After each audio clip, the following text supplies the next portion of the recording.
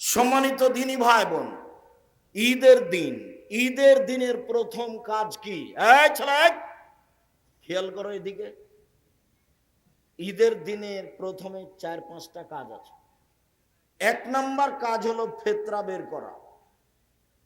ঈদের দিনই ফেতরা বের করতে হতো, যা আমাদের এসব মুরব্বী মানুষেরা আজও জানেন, যে আমরাও করেছি, আমার বাপ দাদাকেও দেখেছি ঈদের দিন সকালে ফেতরা বের করতে। ওইটা কিভাবে 15 চলে গেল, 15 রামাজান চলে গেল, 27 রামাজান আরো আগে চলে আসলো, আরো আগে হবে না, নিতান্তই 29 রামাজান বা 30 রামাজান, অন্যথায় ফজর সালাতের পরে ফেতরা বের করতে হবে। আব্দুল্লাহ ইবনে উমর বলেন, ঈদের দিনের প্রথম কাজ, আব্দুল্লাহ ইবনে উমর বলেন, ফারাজা রাসূলুল্লাহ সাল্লাল্লাহু আলাইহি সাল্লাম যাকাতাল ফিতরে সান মিন তামারিন ও সান মিন সাইরিন। আল্লাহর নবী ফিতরার যাকাত ফরজ করেছেন 1 সা খেজুর, 1 সা গম, আলাল আব্দুল হুররে, স্বাধীন পুরুষ নারীর উপর, ফকির মিসকিন সবার উপর, ভিক্ষুক ভিক্ষিকা সবার উপরে, আর স্বাধীন পুরুষ নারীর উপর, দাস দাসের উপর, ছোট বড় সবার উপরে। ঈদের মাঠে যাওয়ার পূর্বে যার জন্ম হয়েছে তারও ফিতরা দিতে হবে। যদি ধরে নেওয়া হয় ফজরের আজানের আগে যার জন্ম হয়েছে তারও ফিতরা দিতে হবে, ঠিক আছে।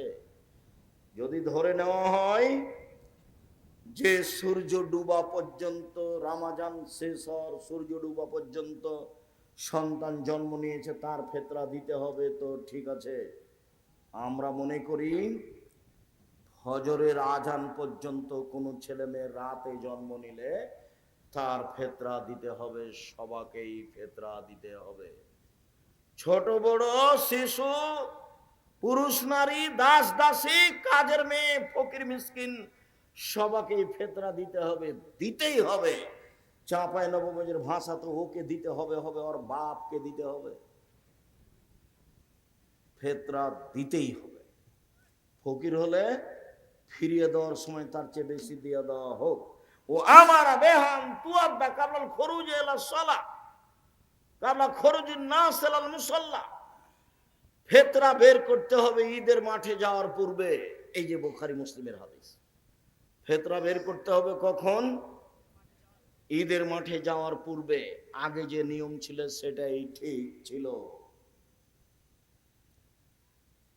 আবু সাঈদ খুদরি রাদিয়াল্লাহু তাআলা আনহু বলেন, কুন্না নুখরিজু যাকাতাল ফিতরে, আমরা যাকাতুল ফিতর ফিতরা বের করতাম। সান মিন তামিন, 1 সা খাদ্য, সান মিন সাইরিন, 1 সা জব, সান মিন তামারিন, 1 সা খেজুর, সান মিন তাকিতিন, 1 সা পনির, সান মিন জাবিবিন, 1 সা কিশমিশ। প্রথম শব্দ আছে খাদ্য, তার মানে পৃথিবীতে যারা যেখানে যা খায় সেটারই ফিতরা দিবে, খাদ্য শস্য। কেউ যদি মনে করে আটা দিব তো দেখ, তবে ধান দেওয়া ভালো নয়, ধান সরাসরি খাদ্য নয়। আগে কিছু আমাদের গ্রামেও ধান ফিতরা দিত, চাউল গম দেওয়াই তুলনামূলক ভালো। সম্মানিত দিনী ভাই বোন, আবু সাঈদ খুদরি বলেন, কাদেবা মুআবিয়া হাজ্জানা মুতামিরান ফাকাল্লামান নাস আলাল মিম্বারে, আমরা 1 সা করে ফিতরা দিয়ে আসছিলাম। হঠাৎ করে মুআবিয়া রাদিয়াল্লাহু তাআলা আনহু সিরিয়া থেকে আসলেন, তিনি মিম্বারে উঠে জনগণের সামনে বক্তব্য দিলেন। ফাকাল্লামা ফিমা কালামান নাস, সেদিন তিনি মানুষের সামনে যা বলেছিলেন, মানুষের সামনে সেদিন বক্তব্যে তিনি বলেছেন, ইন্নী আরা, আমি মুআবিয়া মনে করি, আন্না শাইন মিন সামারাই শাম তাদেলো শান মিন তামারিন, সিরিয়ার অর্ধশা গম মদিনার 1 সা খেজুরের সমান। জাতির উদ্দেশ্যে মুআবিয়া ভাষণ দিলেন। মুআবিয়া রাদিয়াল্লাহু তাআলা আনহু জাতির সামনে বললেন, জনগণ, আমি মনে করি সিরিয়ার অর্ধশা গম মদিনের 1 সা খেজুরের সমান। সিরিয়ার অর্ধশা গম মদিনার 1 সা খেজুরের সমান। এই কথা জনগণ গ্রহণ করলো। জনগণ অর্ধশা ফেতরা দিতে লাগলো। এই অর্ধশা গ্রহণ করলো ইরাকের মানুষ। ইরাকের মানুষ 1 সা সমান ধরলো 3.5 কেজি। আজও ইরাক থেকে একটা পরিমাপ পাত্র কিনে নিয়ে এসে চাউল মাপলে, গম মাপলে 3.5 কেজি, 3.25 কেজি ধরবে, এরকমই ঠিক। মদিনা থেকে একটা সা কিনে নিয়ে আসলে তাতে 2.5 কেজি ধরবে, বা 2 কেজি 400 গ্রাম ধরবে, বা একটু বেশিও ধরতে পারে, এ কথাই ঠিক। মদিনার সা অনুযায়ী 2.5 কেজি বা 2 কেজি 400 গ্রাম বা তার চেয়ে কিছু বেশি হতে পারে। আর সিরিয়ার সা অনুযায়ী 3.5 কেজি হতে পারে। তারা মূল্য হিসাবে অর্ধেক সা নিল, আর বাকি মানুষেরা তা গ্রহণ করলো না। আবু সাইদ খুদরি বললেন, আম্মানা, আমি আবু সাইদ খুদরি বলছি, কুন্না নুখরিজ ফালা নাজাল কুল্লা ফালাম নাজাল নুখরিজ সান মিন তামারিন আলা আহাদ রাসূলুল্লাহ সাল্লাল্লাহু আলাইহি সাল্লাম উখরিজহু মাইস্ত। রাসূলের যুগে 1 সা শস্য ফেতরা বের করতাম, যতদিন বেঁচে থাকবো 1 সাই ফেতরা বের করব, কম করব না।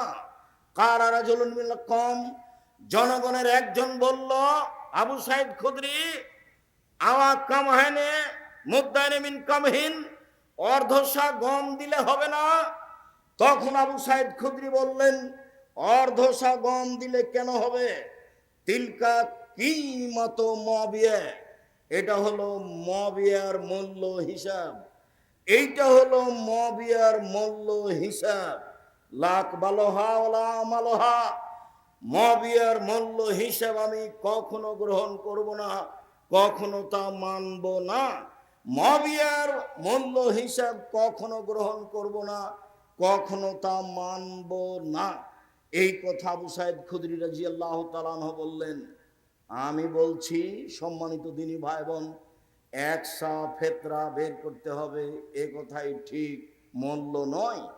সারা দুনিয়ার মানুষ যদি মূল্য বের করে তবে তা ফেতরা হবে না, শস্য দিয়েই ফেতরা বের করতে হবে, এ কথাই ঠিক। যখন করোনা ধরেছিল তখন আমি বলেছিলাম, কাবা ঘর কেন, সারা পৃথিবীর মানুষ যদি 3 ফুট পর পর সলাতে দাঁড়াই তবু তা বৈধ হবে না। আর যদি কোনোদিন কিয়ামত পর্যন্ত কাবা ঘরে পায়ে পা মিলিয়ে না দাঁড়ায় তবুও তা বৈধ নয়। সেদিন বক্তব্যে বলেছিলাম, 3 ফুট পর পর দাঁড়ানো বৈধ করতে হলে মুহাম্মদ সাল্লাল্লাহু আলাইহি সাল্লামকে আবার পৃথিবীতে আসতে হবে। যেহেতু মুহাম্মদ সাল্লাল্লাহু আলাইহি সাল্লাম আর কোনোদিন পৃথিবীতে আসবেন না, কাজে 3 ফুট পর পর দাঁড়ানো বৈধ হবে না। মাস্ক পরে করোনা আমি ঠেকাতে চাইনি। আমি বিশ্বাস করি ভাগ্যকে। আল্লাহর নবী বলছেন, মানুষ সৃষ্টির 50,000 বছর পূর্বে কাতাবা হায়াতাহা ও মাউতাহা ও রিজকাহা ও মাসায়েবাহা, তার পৃথিবী সৃষ্টির 50,000 পূর্বে মানুষের জীবন, মানুষের মরণ, মানুষের রুজি, মানুষের রোগ ব্যাধি, করোনা সেদিন লেখা হয়ে গেছে। সেই দিন যদি করোনা লেখা থাকে, আজ যদি পাথরের ভিতরে ঢুকে থাকে তবু তাকে করোনা ধরবেই ধরবে। সেই দিন যদি করোনা না লেখা হয়ে থাকে, আজ যদি করোনা যার হয়েছে তার গায়ের উপরে শরীর লাগিয়ে বসে থাকে তবুও করোনা ধরবে না। আমি আব্দুর রাজ্জাক এটাকে বিশ্বাস করি, এভাবেই আছি, এভাবেই থাকবো। অল্প দিন বাঁচতে এসে তাকদীর পরিবর্তন করতে আমি রাজি নই। সম্মানিত দিনী ভাই বোন, বিষয়টি তখন শক্তভাবে বলেছিলাম। যারা হুঙ্কার দিয়ে বলেছিল তারা চুপসি লেগে গেছে, মুখ খোলে না। করোনা আমাকে হতে পারে না। আমি সেদিন বলেছিলাম, যার করোনা হয়েছে তার প্লেটে একসাথে আমি খেতে রাজি। করোনায় কেউ মারা গেলে আমি তাকে গোসল জানাজা দিব। এতে যদি আমাকে করোনা ধরে, আমি বলবো না ওর কারণে ধরেছে, আমি বলবো পৃথিবী সৃষ্টির 50,000 বছর পূর্বে আমার নামে করোনা লেখা হয়েছিল, সেই জন্য আজকে ধরেছে, এর কারণে ধরেনি। বহু ছেলে মেয়ে বাপের কাছে যায় না, স্ত্রী বা স্বামীর কাছে যায় না। আবার কেউ কেউ স্বামীর গায়ের সাথে আছে করোনার বিছানে, তাকে ধরে না। করোনার লোকটা খাওয়া দাওয়ার পরে যেটুকু বেঁচেছে ওটুকু নিচে ফেলে দিয়েছে, ওটুকু ফকিরে খাচ্ছে, ওকে করোনা ধরে না। আর আমি যখন করোনা রোগীকে দেখতে গেলাম তখন ওই লোকের ছেলে মেয়েরা বলছে, ওস্তাদ হুজুর আপনি আসেন না, হুজুর আপনি আসেন না, হুজুর আপনি আসেন না, হুজুর আপনি আসেন না, এইভাবে চিল্লাচিল্লি শুরু করে তার ছেলে মেয়ে। বলছে বলো কি তুমি? আমার অন্তরে ধাক্কা খায় না। তোমার বাপের গায়ে হাত দিয়ে আমি ঘন্টা যাবৎ বসে থাকবো, আমার অন্তরে ধাক্কা খেলে আমার ঈমান দুর্বল, এ কথাই ঠিক। আমার অন্তরে ধাক্কা খাবে না, এ কথাই ঠিক। আমি বলবো না তোমার বাপের কারণে আমার করোনা হয়েছে, আমার করোনা আগেই লেখা ছিল, সেই জন্য হয়েছে। সম্মানিত দিনী ভাই বোন, একসাই চূড়ান্ত।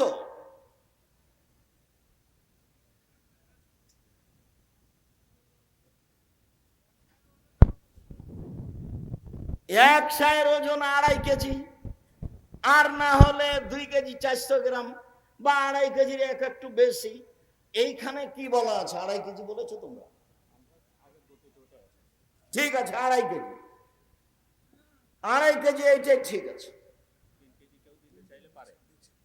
তো একটু বেশি হিসাবে কেউ যদি 3 কেজি বলে তো ওটা যেভাবে আছে সেভাবেই করে, এটাই ওজনের মাপে ঠিক আছে। ওটা তো একটা পাত্র, নিয়ে এসে মাপলে, ইরাকেরটা মাপলে বেশি হয়ে যাবে, আর মদিনার মাপলে কমে যাবে 19-20।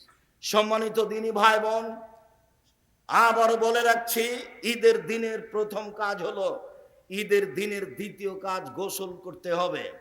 আলী রাদিয়াল্লাহু তাআলা আনহুকে জিজ্ঞাসা করা হয়েছিল, তিনি বলেছিলেন সুন্দর, উত্তম গোসল করা জুমার দিন, উত্তম গোসল করা আরাফার দিন, উত্তম গোসল করা ঈদুল ফিতরের দিন, উত্তম গোসল করা ঈদুল আজহার দিন। দ্বিতীয় কাজ শেষ হলো।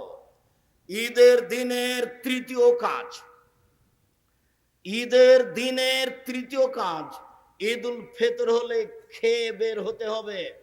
বুরায়দা রাদিয়াল্লাহু তাআলা আনহু বলেন, আল্লাহর নবী ঈদুল ফিতরে আগে খেতেন, তারপরে ঈদের মাঠে যেতেন, আর ঈদুল আজহাতে এসে খেতেন। তাহলে ঈদুল ফিতরে খেয়ে যাওয়া সুন্নাত, আর ঈদুল আজহাতে এসে খাওয়া সুন্নাত।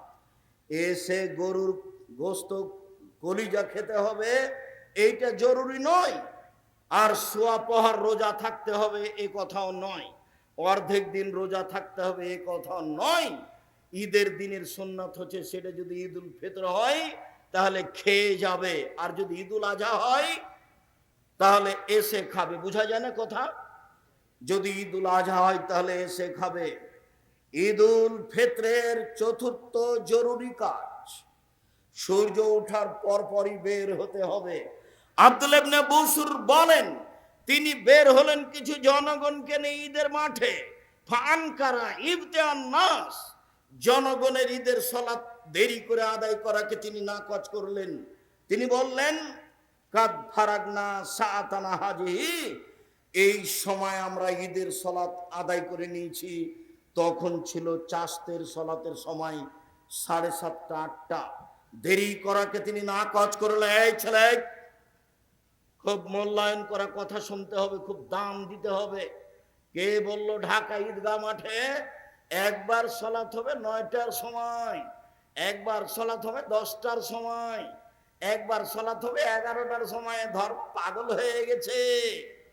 धर्म राजशाही चांपाई हवाई लड्डू, दोनों हाथ में लड्डू है, जो चाहे उसको खा ले, जो चाहे उसको छोड़ दे। সূর্য ওঠার পরপরই ঈদের সালাত আদায় করতে হবে, এই কথাই ঠিক। ঈদের সালাত এবং ইস্তিসকার সালাতের সময় একই, সূর্য ওঠার পরে। খুব দেরি করলে না হয় 6:30, না হয় 7টা, এর চেয়ে দেরি করা যেতে পারে না। সম্মানিত দিনী ভাই বোন, যার কারণে সেসব লোকেরা, আরবের লোকেরা ফজরের সালাতে যখন বের হয় তখন 3-4টা খেজুর পকেটে নেয়। ফজরের সালাত আদায় করার পরে 4-5টা খেজুর মুখে দিয়ে ঈদের মাঠে চলে যায়। বা মসজিদে হলে সেখানে সালাত আদায় করে চলে আসে। সম্মানিত দিনী ভাই বোন, এক ঈদগাহ মাঠে একাধিকবার সালাত হবে না, তার প্রমাণ এইটা। ঈদের মাঠকে বাসর ঘরের পরিণত করে সাজানো যাবে না, সাজানো নিষেধ, হারাম, এ কথাও ঠিক চলেন যায়। আব্দুল্লাহ ইবনে উমর রাদিয়াল্লাহু তাআলা আনহু বলেন, আল্লাহর নবী ঈদের দিনে বের হতেন মাসিয়ান, পায়ে হেঁটে, ওয়ারজো মাসিয়ান, ফিরে আসতেন পায়ে হেঁটে।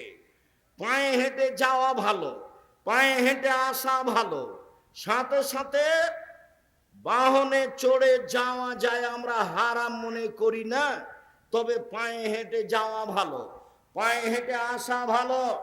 আনাস রাদিয়াল্লাহু তাআলা আনহু বলেন, কানান নবী সাল্লাল্লাহু আলাইহি ওয়া সাল্লাম ঈদান খালাফাত তরিকা, ঈদের দিন আল্লাহ রাসূল রাস্তা পরিবর্তন করতেন, এক রাস্তায় আসতেন, এক রাস্তায় যেতেন। এটাও সুন্নাত, ঈদের দিনের ধারাবাহিক বাড়ি থেকে সুন্নাত চালু হচ্ছে। এক রাস্তা দিয়ে যাওয়া আর এক রাস্তা দিয়ে আসা, পায়ে হেঁটে যাওয়া, পায়ে হেঁটে আসা। এরপরে বলা হচ্ছে তুহমাল আনাজাত বাইনা ইয়াদাই নবী সাল্লাল্লাহু আলাইহি ওয়াসাল্লাম ফালাম্মা বালাগাল মুসাল্লা, রাসূলের সামনে দিয়ে একটা ওই সূত্রা, যেটা সালাত শুরু করলে তার আগে খাড়ো করা হয়, সূত্রা নিয়ে যাওয়া হতো।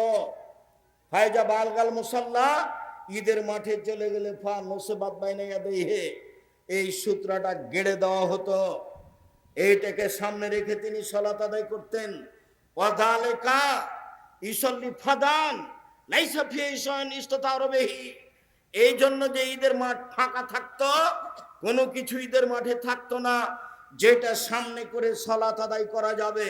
শুনুন, ঈদের মাঠে মেহরাব তৈরি করা নাজায়েজ, ঈদের মাঠে মিম্বার তৈরি করা নাজায়েজ, ঈদের মাঠকে সাজানো হারাম, ঈদের মাঠকে বাসর ঘরে পরিণত করা হারাম, বাঁশ খাটা দিয়ে সাজানো জায়েজ নয়, একেবারেই ফাঁকা থাকবে। নিতান্ত দখলের উদ্দেশ্যে চতুর্দিক প্রাচীর দিয়ে ঘেরতে পারে, দখল হিসাবে, এছাড়া প্রাচীর দেওয়াও ভালো নয়।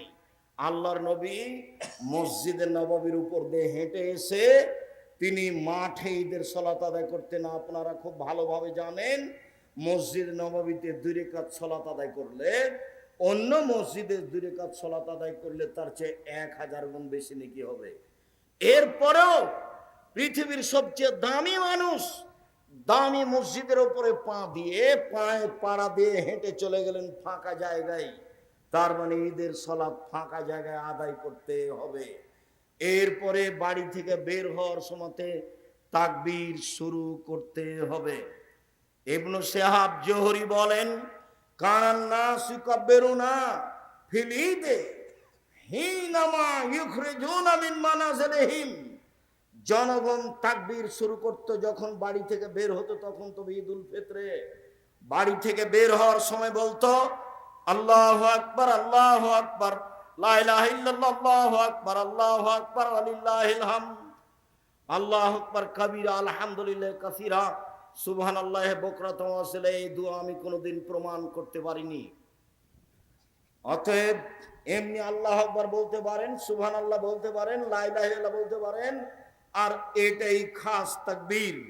আল্লাহু আকবার, আল্লাহু আকবার, লা ইলাহা ইল্লাল্লাহ, আল্লাহু আকবার, আল্লাহু আকবার, ওয়ালিল্লাহিল হামদ। ইমাম সাহেব যখন বের হবে তখন তাকবীর বন্ধ হয়ে যাবে, নিতান্তই সেই দিন বলতে পারেন। তবে ঈদুল ফিতর যদি হয়, আব্দুল্লাহ ইবনে উমর ও আবু হুরায়রা রাদিয়াল্লাহু তাআলা ইয়াখরুজুনা ইলা সুক, ঈদুল আজহাতে আব্দুল্লাহ ইবনে উমর এবং আবু হুরায়রা রাদিয়াল্লাহু তাআলা বাজারের দিকে বের হতেন আর তাকবীর পাঠ করতেন প্রথম জুলহিজ্জা থেকে নিয়ে 13 তারিখ পর্যন্ত। জুলহিজ্জা মাসে 1 থেকে নিয়ে 13 দিন পর্যন্ত একটানা তাকবীর চলবে। আল্লাহু আকবার, আল্লাহু আকবার, লা ইলাহা ইল্লাল্লাহ, আল্লাহু আকবার, আল্লাহু আকবার, ওয়ালিল্লাহিল হামদ। ওইদিকে পুরুষ নারী হজ করতে গেছে, এহরাম বাঁধার পরে শুরু করেছে লাব্বাইক আল্লাহুম্মা লাব্বাইক, লাব্বাইক লা শারীকা লাক লাব্বাইক, ইন্নাল হামদা ওয়া নি'মাতা লাক ওয়াল মুলক লা শারীকা লাক। তোমার দরবারে উপস্থিত আমি তোমার দরবারে উপস্থিত, প্রশংসা তোমার, অনুগ্রহ তোমার, রাজত্ব তোমার, প্রশংসা তোমার, অনুগ্রহ তোমার, রাজত্ব তোমার, কোনো শরীক নাই তোমার। এইভাবে একবারে যে যেমন পারে চিৎকার করে বলবে, তাকবীর জোরে বলবে, আল্লাহু আকবার, আল্লাহু আকবার, লা ইলাহা ইল্লাল্লাহ, আল্লাহু আকবার, আল্লাহু আকবার, লিল্লাহিল হামদ। পুরুষেরা ঈদের মাঠে যাবে, মহিলারাও যাবে। ভালো মহিলা তো যাবে যাবে, যারা হায়েজ হয়েছে তাকে ঈদের মাঠে যেতে হবে, যেতেই হবে। উম্মে আতিয়া রাদিয়াল্লাহু তাআলা আনহা বলেন, উমিরনা নুখরিজাল হুইয়াদা জাওয়াতিল খুদুরে, আমাদের ঋতুবতীকে ঈদের মাঠে যেতে বলা হলো। আমাদের যারা যুবতী মেয়ে তাদেরকে ঈদের মাঠে যেতে বলা হলো। বলা হলো ইয়াশহাদনা জামাতাল মুসলিমিন দাওয়াতাহুম, তারা গিয়ে মুসলমানদের সাথে তাকবীরে শরীক হবে। ঋতুবতী মহিলারা বলবে আল্লাহু আকবার, আল্লাহু আকবার, লা ইলাহা ইল্লাল্লাহ, আল্লাহু আকবার, আল্লাহু আকবার, লিল্লাহিল হামদ। ঋতুবতী মহিলারাও ইহরাম বাঁধার পরে বলবে লাব্বাইক আল্লাহুম্মা লাব্বাইক, লাব্বাইক লা শারীকা লাক, লাব্বাইক ইন্নাল হামদা নি'মাতা লাক ওয়াল মুলক লা শারীকা লাক। যাদের হায়েজ হয়েছে তারা এই তাকবীর পাঠ করবে, তবে কাবা ঘর তওয়াফ করবে না এবং সালাত আদায় করবে না। হাজিরা যা করছে তাই করবে। আল্লাহর নবী আয়েশাকে বললেন, তুমি কাঁদছো কেন? আয়েশা বললেন, আর আপনারা হজ উমরা করে যাবেন, আমার তো উমরা হলো না, আমি শুধু হজ নিয়ে যাব, এই জন্য আমি কাঁদছি, আমার ঋতু হয়েছে। তখন আল্লাহ রাসূল বলছেন, চিন্তা করো কেন, হায়েজ তো আদমের মেয়েদের উপরে ফরজ করা হয়েছে, সবারই হবে, তোমারও হয়েছে, তুমি অত চিন্তা করো কেন? ইসনাইমা ইয়াসনাউল হজ, হাজিরা যা করে সেটাই করো। হাজিরা কোরআন তেলাওয়াত করে, তুমি কোরআন তেলাওয়াত করো। হাজিরা লাব্বাইক বলে, তুমি লাব্বাইক বলো। হাজিরা সুবহানাল্লাহ আলহামদুলিল্লাহ বলে, তোমরা সব কিছুই বলো। সালাত আদায় করো না, তওয়াফ করো না।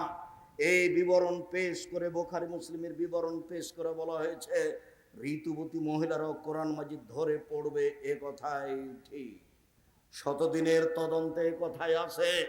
ওরা সালাত আদায় করতে পাবে না, ওরা তওয়াফ করতে পাবে না। ঋতুবতী মহিলা ঈদের মাঠে যাবে, যেতেই হবে। যখন জোরালো আদেশ দেওয়া হলো, তখন একজন মহিলা বলল, এহদানা লাইসা লাহা জিলবা, আমাদের কারো তো চাদর নাই, কেমনে যাবে? চাদর গায়ে দিয়ে যেতে হয়। উপস্থিত বৈঠকের মুসলিম বোন এমনি আছেন নাকি বসে, এই মেয়ে, এই মেয়ে, তোমার মাথায় কাপড় নাই কেন? শরম পাও না? তোমার বাপ নাই নাকি? তোমার লজ্জা হয় না কেন? তোমার শরম হয় না কেন? তোমার মা পাশে বসে আছে না? পাশে বসে আছে তোমার মা, তোমাকে দেখতে পায় না? তোমার মাথায় কাপড় নাই কেন? এ দেখো, এই দেখো, ঋতুবতী মহিলারাও যাবে মাথায় চাদর দিয়ে, গায়ে কাপড় দিয়ে, এ দেখো। তখন একজন মহিলা বলছে চাদর নাই যে।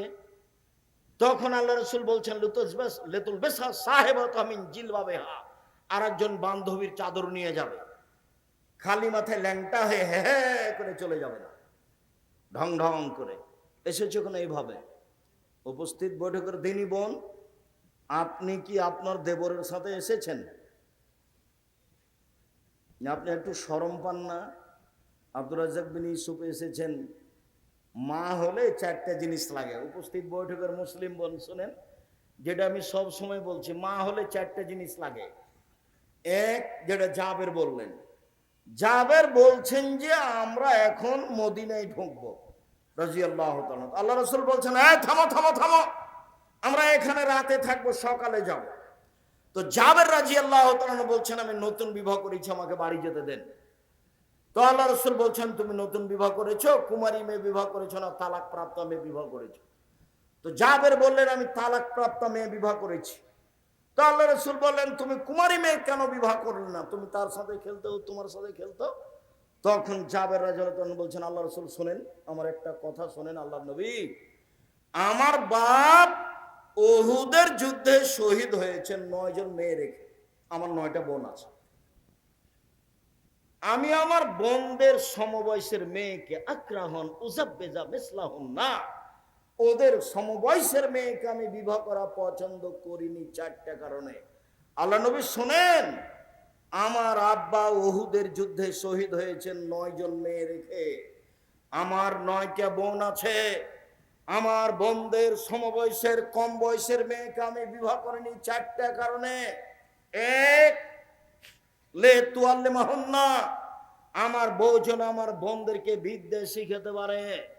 প্রথম বিদ্যা মাকেই শিখাতে হবে। এই জন্য পুরুষের সাথে সাথে মহিলা শাখাও খুলতে হবে, এ কথাই ঠিক। জামিয়া সালাফিয়া ডাঙ্গিপাড়া পবা রাজশাহীর মহিলা শাখার জন্য আলহামদুলিল্লাহ তানোর গোদাগাড়ির লোক জমি দিয়েছে 60 বিঘা। 33 শতকের বিঘায় কতখানি দিয়েছে? 60 বিঘা। তারা 100 বিঘার প্রজেক্টের প্রস্তাব দিয়েছে যে আমরা 100 বিঘা জমি এখানে করে দেব। মহিলা বিশ্ববিদ্যালয়ে মহিলাদের শিখাতেই হবে। রূপগঞ্জ নারায়ণগঞ্জে মহিলাদের শাখায় জমির পরিমাণ হলো 22 বিঘা। কতখানি? 22 বিঘা। ওই প্রতিষ্ঠান 51 বিঘা জমির উপরে।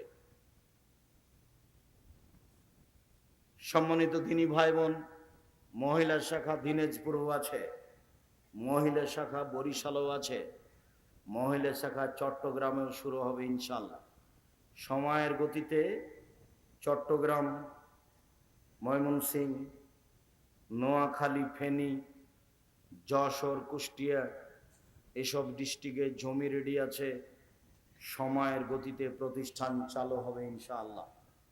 সম্মানিত দিনী ভাই বোন, কলমডাঙ্গা এলাকাবাসী, আপনাদেরকে মহিলা শাখা সুন্দরভাবে গড়ে তোলার চেষ্টা করতে হবে। আলেম ওলামাদের বেশি বেতন দিয়ে ভালো আলেম নিয়ে আসার চেষ্টা করতে হবে। রাজশাহী জামিয়া সালাফে এক একজন শিক্ষকের বেতন 60-70 হাজার করে। খাওয়া থাকা ভিন্ন, ওর পিছনে খাদেম ভিন্ন। মদিনে থেকে যারা এসেছেন তাদের বেতন লাগে না, তবে খাদেম লাগে, খাওয়া লাগে, বাবুর্চি লাগে। বাবুর্চি ভিন্ন, খাদেম ভিন্ন, অনেক পয়সা খরচ আছে তাদের পিছনে। আলহামদুলিল্লাহ খুব ভালো অবস্থায় জামিয়া সালাফে দেশে চলছে। আমার মনে বড় সাধ, এই দেশের মাটিতে আমি উন্নত মানের প্রতিষ্ঠান গড়বই ইনশাআল্লাহ। যেখানে ছেলে মেয়ে বাংলা, ইংরেজি, আরবি উন্নত মানের শিক্ষা অর্জন করে জাতির অন্যায়ের বিরুদ্ধে লড়বে, মুখে কলমে মিডিয়ায় লড়বে ইনশাআল্লাহ। সেটাই জামিয়া সালাফিয়া রূপগঞ্জ, নারায়ণগঞ্জ, ঢাকা, সেটাই জামিয়া সালাফিয়া ডাঙ্গিপাড়া পবা রাজশাহী। এই দেশের সর্ববৃহৎ প্রতিষ্ঠান জামিয়া সালাফিয়া, শিক্ষার মানে সর্বোচ্চ প্রতিষ্ঠান জামিয়া সালাফিয়া, শিরক মুক্ত প্রতিষ্ঠান জামিয়া সালাফিয়া, বিদআত মুক্ত প্রতিষ্ঠান জামিয়া সালাফিয়া, দল মুক্ত প্রতিষ্ঠান জামিয়া সালাফিয়া, সংগঠন মুক্ত প্রতিষ্ঠান জামিয়া সালাফিয়া, হিংসা মুক্ত প্রতিষ্ঠান জামিয়া সালাফিয়া, দেশের অমূল্য সম্পদ জামিয়া সালাফিয়া। আমি এলাকাবাসীকে অনুরোধ জানাচ্ছি, আপনারাও কলমডাঙ্গা মাদ্রাসা পুরুষ ও মহিলা শাখাকে একটা ভালো মানের তৈরি করার জন্য জীবন বাজি রেখে লড়ে যান। ফলাফল আল্লাহ দিবেন ইনশাআল্লাহ। 2013 সালের 24 আগস্ট মঙ্গলবার আমি বলেছিলাম আমার হাতে টাকা নেই, কথা সত্য। প্রতিষ্ঠান গড়বে, কথা সত্য। ইনশাআল্লাহ গড়বে। টাকার হিসাব পরে, সিদ্ধান্ত আগে। ভালো মানে ছেলেদের প্রতিষ্ঠান গড়তে হবে, ভালো মানে মেয়েদের প্রতিষ্ঠান গড়তে হবে। জীবন বাজি রেখে চেষ্টা করেন, আল্লাহর কাছে প্রার্থনা করেন, কাজে সফল হবই ইনশাআল্লাহ। সম্মানিত দিনী ভাই বোন, তিনি বললেন আমার সমবয়সের মেয়েকে আমি বিবাহ করিনি আমার বোনদের সমবয়সের 4টা কারণে। এক, আমার স্ত্রী আমার বোনদেরকে শিখিয়ে দিবে, মেয়েদের শিখিয়ে দিতে হবে, মাকে শিখিয়ে দিতে হবে। 2, শিষ্টাচার শিখাবে আমার স্ত্রী আমার বোনদেরকে, ছেলে মেয়েকে মাকে শিষ্টাচার শিখাতে হবে। মাই জানে না শিষ্টাচার কাকে বলে, ও শিখাবে কি? ওর বাপে বিবাহ দিয়েছে, স্বামীর কাছে গেছে, এই জন্য ছেলে হয়ে গেছে। ও কি জানে শিষ্টাচার কাকে বলে? ও কি বাচ্চাকে কাপড় পরানো জানে? ও কি দরজা বন্ধ করা জানে? ও কি বাচ্চাকে জামাটা কিভাবে পরাতে হবে সেটা জানে? ও কি ভাত রান্না করা জানে? ও কি দরজাটা বন্ধ করা জানে? ও যখন ভাতের পাতিলে চাউল দেয় তখন 2-3টা চাউল নিচে পড়ে গেছিল, ও তো উঠিয়ে নেয়নি। দুইজন তিনজন মিলে যদি চাকরি করে তবুও বাড়িতে বরকত থাকবে না। ও ভাত রান্না করা জানে না, ও দরজা বন্ধ করা জানে না, ও ছেলে মেয়েকে জুতা স্যান্ডেল পরাতে জানে না, সে মা নয়, ও একজন হস্তিনী মা। ও হচ্ছে কি মা? হচ্ছে একটা হস্তিনী মা। আমি বলি না তাকে রাখতে হবে, তবে আমি তাকে তালাক দেওয়ার জন্য আদেশ করিনি, পরামর্শ দিই। বউ ভালোই নিয়ে আসতে হবে, এ কথাই ঠিক। রাসূল সাল্লাল্লাহু আলাইহি সাল্লাম যখন বললেন চারটে জিনিস আছে যার সুখময় জীবন তার, চারটে জিনিস আছে যার সুখময় জীবন তার, তখন এক নম্বরে বললেন আল মারাতু সালেহা, ভালো স্ত্রী। দুই নম্বরে বললেন আল জারু সালেহ, ভালো প্রতিবেশী। তিন নম্বরে বললেন আল মারকাবুল হানি, একটা ভালো গাড়ি। চার নম্বরে বললেন আল বাইতুল ওয়াসি, থাকার ঘরটা প্রশস্ত। আবার বললেন আর দুনিয়া কুল্লুহা মাতা খায়রু মাতাই দুনিয়াল মারাতু সালেহা, সারা পৃথিবী সম্পদ, সবচেয়ে দামি সম্পদ হচ্ছে ভালো মহিলা। ভালো মহিলায় পৃথিবীতে সবচেয়ে দামি সম্পদ। সম্মানিত দিনী ভাই বোন, আল্লাহর নবী বললেন শোনো, চারটে জিনিস সবচেয়ে দামি, তিনটে জিনিস সবচেয়ে দামি। এক, ওই জিবা, যে জিবা সুবহানাল্লাহ আলহামদুলিল্লাহ বলতে পারে। দুই, ওই অন্তর যে অল্পতে তুষ্ট হয়। তিন, ওই স্ত্রী যে স্বামীকে দিনের উপরে সহযোগিতা করতে পারে, ভালো স্ত্রী। ভালো স্ত্রী হচ্ছে সবচেয়ে দামি সম্পদ, যারা রাসূল সাল্লাল্লাহু আলাইহি ওয়াসাল্লাম বললেন।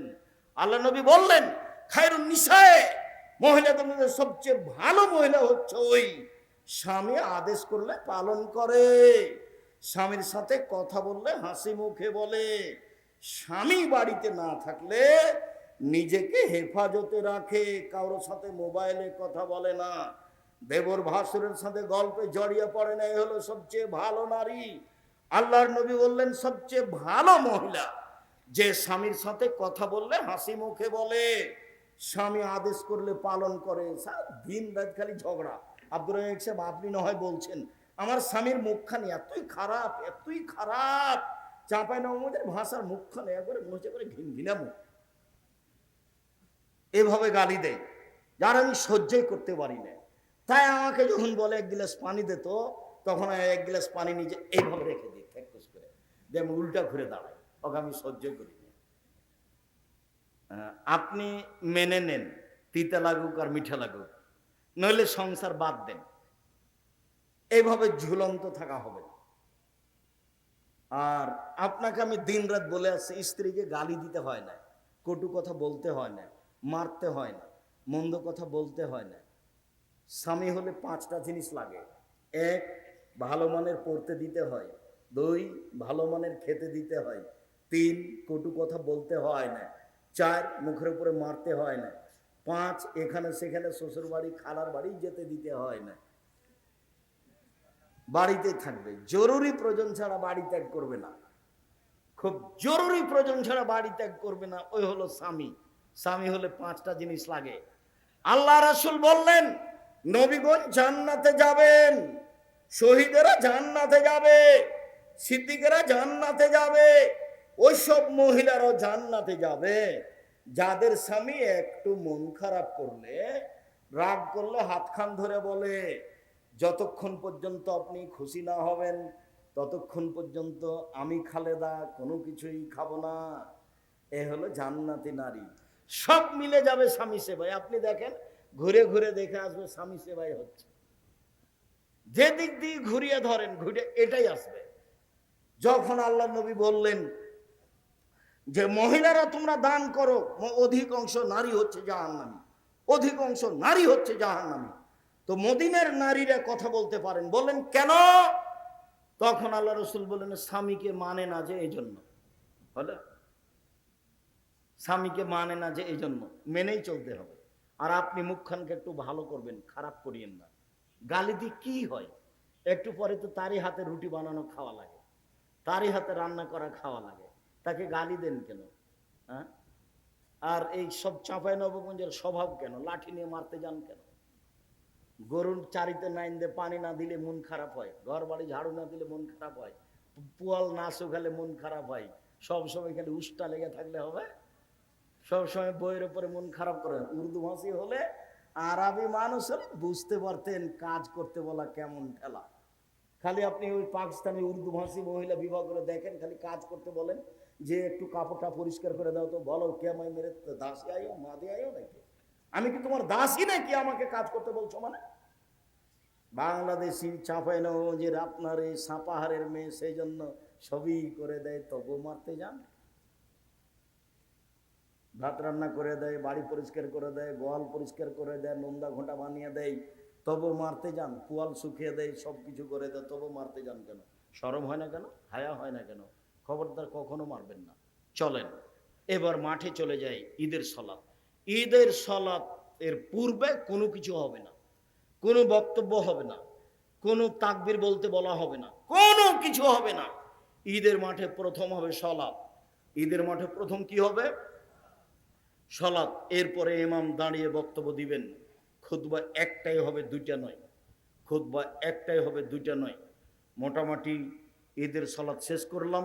শেষে সবাই মিলে হাত তুলে দোয়া হবে না। হাত তুলে দোয়া করা ব্যক্তিগত ব্যাপার। বক্তব্য যখন শেষ হবে, সুবহানাকা ওয়া বিহামদিকা আশহাদু আল্লা ইলাহা ইল্লা আনতা আস্তাগফিরুকা ওয়া আতুবু ইলাইক বলে বক্তব্য শেষ করে বাড়ি চলে যেতে হবে। মহিলাদেরকে ঈদের মাঠে যেতে হবে, নিয়ে যেতে হবে, বাধ্য যেতেই হবে যে কোনো মূল্যে। ভালো মহিলা তো ঈদের মাঠে যাবেই। যাদের হাইজ ঋতু হয়েছে তাদেরকে নিয়ে যেতে হবে। আব্দুল রাজ্জাক সাহেব, আমাদের ঈদের মাঠে মহিলাদের ব্যবস্থা নেই, এই জন্য আমাদের মসজিদে মহিলা ইমামতি পড়ে নেওয়া হয়। এখন পুরুষ ইমামতিতে পড়ে নেওয়া হয়, এগুলো একটাও চলবে না, সবই বেদাত। মহিলাদের ইমামতিতে চলবে না। পুরুষের একজন ইমামতি দিয়ে কোনো একটা দুর্ঘটনা তো হতে পারে, সেটা নিয়মিত হবে, এটা কথা হলো? সেটা নিয়মিত হবে কেন? সম্মানিত দিনী ভাই বোন, আমি আজকের আলোচনার শেষের দিকে চলে আসলাম। তোমার অনেকগুলো জিজ্ঞাসা নাকি? আচ্ছা, সম্মানিত দিনী ভাই বোন, প্রতিষ্ঠান আপনাদের কলমডাঙ্গা একটা ঐতিহ্যবাহী প্রতিষ্ঠান, আগে থেকে এখনো হোক, এটা আমি আন্তরিকভাবে কামনা করি। মর্মে আপনাদের ছেলেরা আপনাদের কাছে আসছে, উঠে যাওয়ার সফলতা নয়। 10 টাকা হোক, 5 টাকা হোক, 50 টাকা হোক, 200 টাকা হোক, কেউ ফিরিয়ে দিবেন না। আমার দিকে দেখেন, আল ইয়াদুল উলিয়া, এই ছেলেরা যাও। আর ইয়াদুল উলিয়া খায়রু মিন ইয়াদিস সুফলা। দেওয়া হাত ভালো নেওয়া হাতের চেয়ে, দেওয়া হাত ভালো নেওয়া হাতের চেয়ে। রাসূল সাল্লাল্লাহু আলাইহি সাল্লাম দেওয়া হাতকে পছন্দ করেন নেওয়া হাতের চেয়ে। সব সময় দেওয়া হাতখান রাখবেন। 200 টাকা রাস্তার জন্য রেখেছেন, 50টা 100 টাকা দিয়ে দিবেন। আর বের হয়ে 1 কেজি জিলাপি নিয়ে যাব সিদ্ধান্ত, এই ছেলে বসো, আগে ছেলেগুলো আসুক, তারপরে তোমার ব্যস্ততা বাড়লো কেন? ও, আর বই তো আছে আব্দুল্লাহর মিন্নাতুল বারি।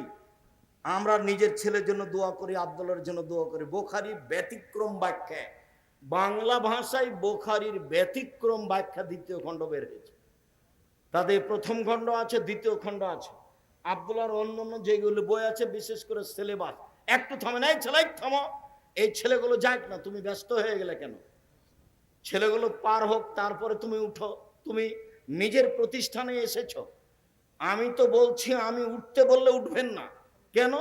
নিজের প্রতিষ্ঠানের সম্মেলনে এসেছেন, আপনার ভালোবাসা আগে আর আমার ভালোবাসা আপনার পিছে। আপনি নিজের প্রতিষ্ঠানে এসেছেন, পরবর্তীতে যখন আসবেন এরকমই টাকা পয়সা সাথে নিয়ে আসবেন। 10 টাকা হোক, 50 টাকা হোক, 5000 টাকা হোক। আমাদের ছেলেরা যেন ফিরে না যায়, কম হোক বেশি হোক। সম্মানিত দিনী ভাই বোন, ও আলিতে সম্পত্রিকা আছে, খুব গুরুত্বপূর্ণ।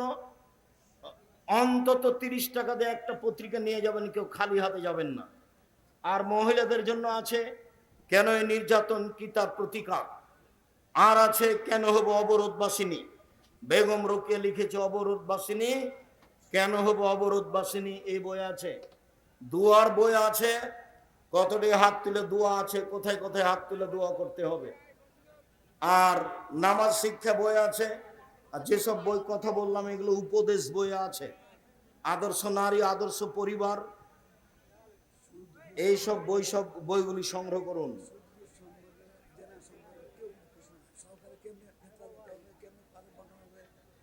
সেগুলো আজ তো উত্তর দিনে তো দেখি।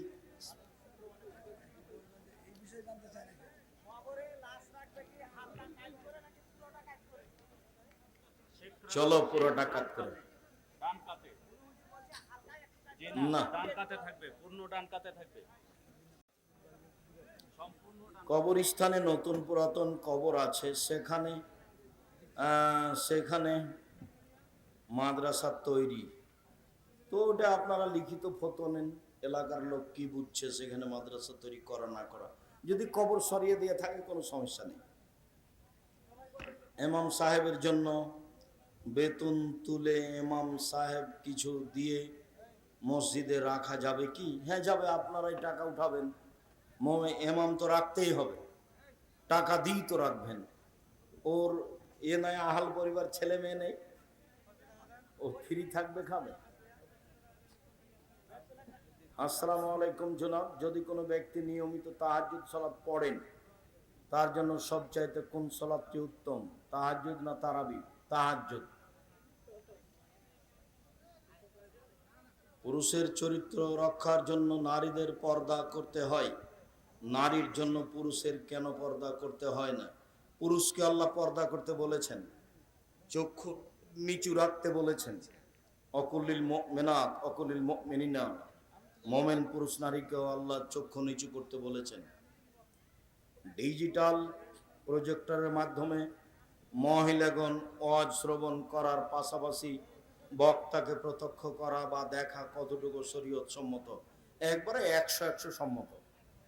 একটু দলিল দিবেন? হ্যাঁ, এই ছেলেরা থামো তো, দলিল নাও তো। এই যে প্রজেক্টরের মাধ্যমে মহিলারা যে আমাদের দেখছে, তার প্রমাণ কি? প্রমাণ নাম্বার 1, যোদ্ধারা মসজিদে খেলাচ্ছে, যুদ্ধ শিখছে। দেখুন আয়েশা রাদিয়াল্লাহু তাআলা রাসূলের পিছন দিকে দাঁড়িয়ে ওদের খেলা দেখছে। ওরা কিন্তু আয়েশাকে দেখেন, কিন্তু আয়েশা কোথায় দাঁড়িয়ে খেলা দেখছেন? রাসূলের পিছনে দাঁড়িয়ে, কাঁধের উপর দিয়ে। তো আয়েশা বলছেন, আল্লাহর নবী আমাকে কত ভালোবাসতেন, তিনি স্ত্রীদের কত ভালোবাসতেন, আমি তো কম বয়সের মেয়ে, খেলা দেখতে কত আগ্রহী, আপনারা তো বুঝছেন দুনিয়াবাসী।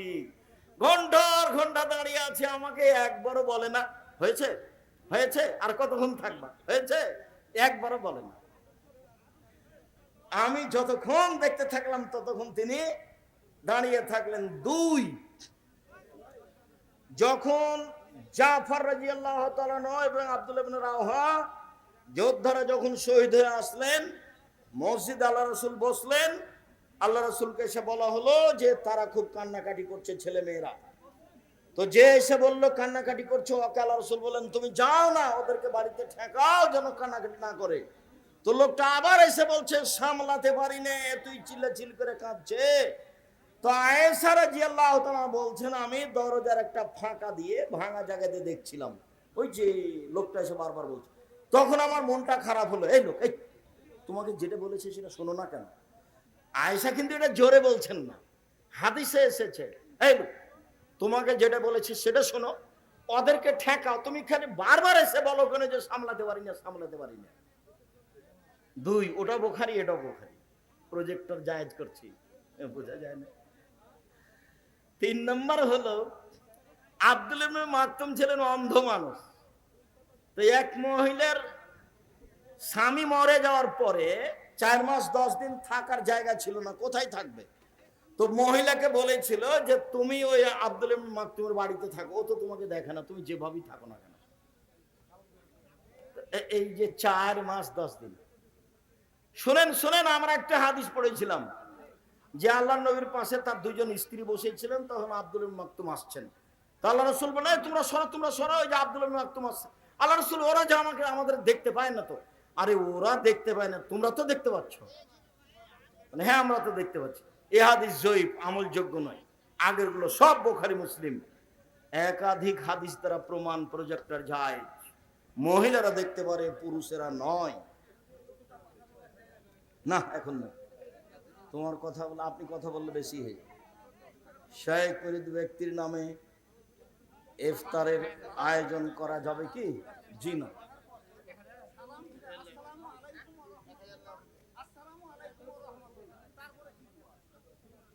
আল্লাহু আকবার, আস্তাগফিরুল্লাহ, আস্তাগফিরুল্লাহ, আস্তাগফিরুল্লাহ। কুরবানির গোশত কয় ভাগ করতে হবে? ভাগের কোনো সহি প্রমাণ নেই, 3 ভাগ করলে কোনো সমস্যা নেই। মৃত ব্যক্তির নামে স্পষ্ট নিষ্ঠা মৃত ব্যক্তির নামে কুরবানি হবে না, না ইফতার মৃত ব্যক্তির নামে ইফতার হবে না, মৃত ব্যক্তির নামে ইফতার হবে না, মৃত ব্যক্তির নামে কুরবানি হবে না। ঈদের সালাতের পরেও ফিতরা বিতরণ করতে পারে, আগেও করতে হবে, বিতরণটা সুবিধাই, উঠাতে হবে আগে না। হয়েছে হয়েছে হয়েছে। 4 রাকাত বিশিষ্ট সুন্নাত নামাজে কয়টা সূরা লাগবে? ফরজের মতো করে পড়বেন, আগের 2 রাকাতে অন্য মিলাবেন, পরের 2 রাকাতে মিলাবেন না। গাভীর কৃত্রিম প্রজনন গাভীর কৃত্রিম প্রজনন করা যাবে কি? জি যাবে, কৃত্রিম ভাবে গাভীর বাচ্চা নেওয়া যাবে, কেননা ওর উপরে কোরআন হাদিসের বিধান নেই। গবাদি পশুর উন্নয়নের জন্য যেটা সহজ সেটা করবে মানুষ। অতএব মুরগির নিচে হাঁসের ডিম দিয়ে বাচ্চা উঠাবে, কোনো সমস্যা নেই। কোরআন হাদিসের বিধান মানুষের উপরে না, পশু প্রাণীর উপরে, মানুষের উপরে। কাজে এখানে ওখানে কোনো বিধান প্রযোজ্য করা যাবে না।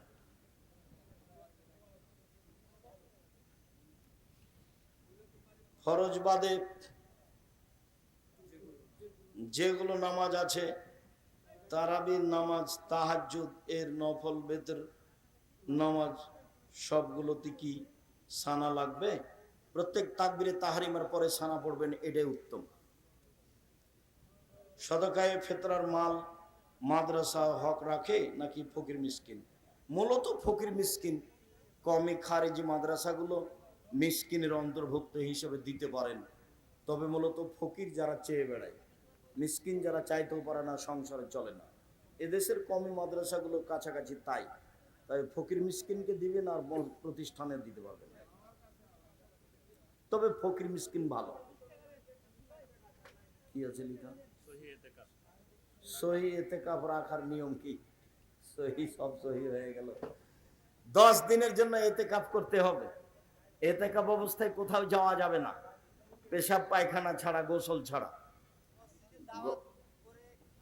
থামো হয়েছে, গল্প গুজবে জড়ানো যাবে না। এতেকাফ অবস্থায় স্ত্রী মিলন চলবে না, স্ত্রীর সাথে গায়ে গায়ে হাত লাগানো যাবে না। আর সিয়াম অবস্থায় এতেকাফ করতে হবে।